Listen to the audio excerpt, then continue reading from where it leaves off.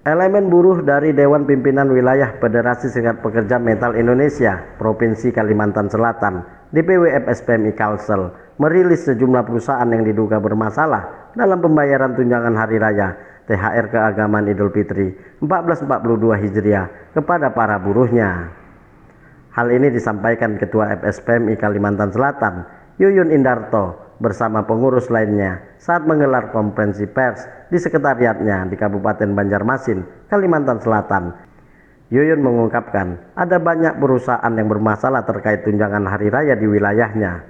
Kasusnya pun bervariasi, ada yang membayarkan THR tidak sesuai dengan gaji pokok 1 bulan.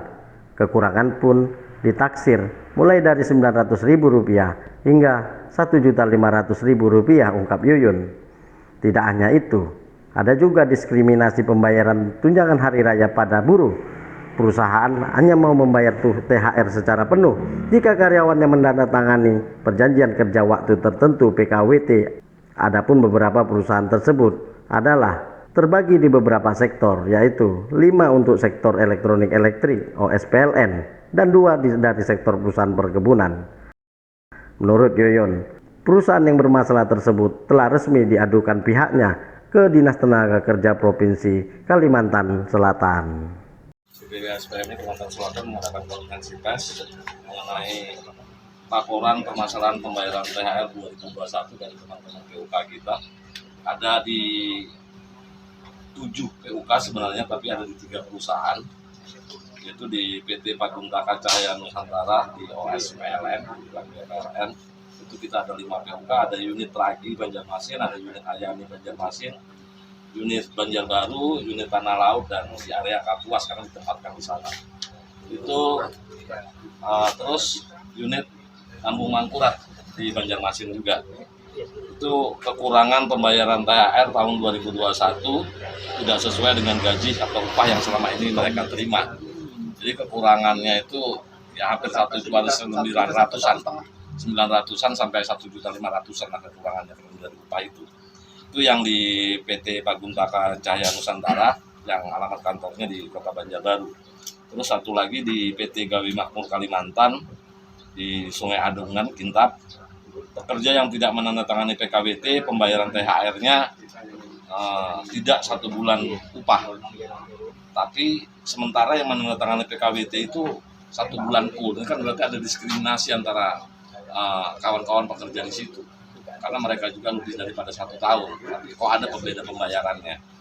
Terus yang satunya lagi di PT Kintap Jaya Watindo, Tebing Siring, Plehari, itu pekerja harian lepas tahun 2001 THR-nya tidak sesuai dengan ketentuan yang berlaku karena rumusan dari perusahaannya beda sendiri dengan hitung-hitungan ketentuan yang berlaku. Dan di samping itu juga kami tadi sudah menyampaikan laporan ini ke Dinas Kalimantan Selatan. Kita juga mengapresiasi karena semoga juga di samping penyelesaian masalah THR 2021 nanti setelah Lebaran kemungkinan juga akan diselesaikan. Kami juga meminta kepada Disnaker di Kalimantan Selatan karena di PT Paguntaka Cahaya Nusantara masih ada permasalahan kemarin, yaitu permasalahan lembut dan segala macamnya.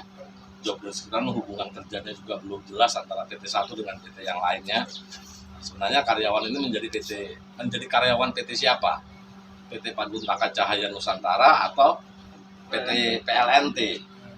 Karena sementara yang bertanda tangan PKWTT perjanjian kerjanya itu dengan PCN, tapi perintah kerja di lapangan kebanyakan dari PLNT, bahkan dari PLN. Nah ini yang malah orang PCN-nya PT Paguntaka tidak ada di lapangan sama sekali. Nah itu keracuan-keracuan seperti itu. Dan ada juga permasalahan di pembayaran BPJS. Di BPJS Ketenagakerjaan masih di Paguntaka Cahaya Nusantara itu 1%-nya 29.000-an. Tapi 1%-nya di BPJS Kesehatan 58.000. Ini kan ada kelucuan-kelucuan seperti itu. Bagaimana sampai seperti ini gitu.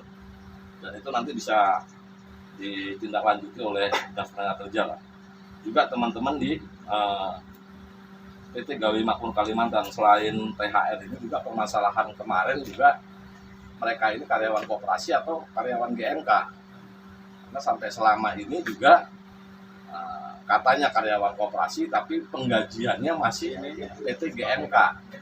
Nah, ini yang juga kita akan selesaikan permasalahannya terkait juga dengan permasalahan THR. Ya, kemungkinan tidak sehari 2 hari, kemungkinan juga ada lebaran, tapi itu kami minta untuk Dinas Tenaga Kerja untuk keterangan segera mungkin Pak, saat lebaran ini. Tadi yang perusahaan yang jadi outsourcing PLN ya. Mengakhiri konferensi persnya, Yoyon Indarto menyatakan FSPMI Kalimantan Selatan masih selalu membuka posko pengaduan tunjangan hari raya kepada buruh yang mengalami permasalahan pembayaran THR di tempatnya bekerja. Senin 10 Mei 2021 dari Banjarmasin, Kalimantan Selatan, tim TV-nya Buruh mengabarkan.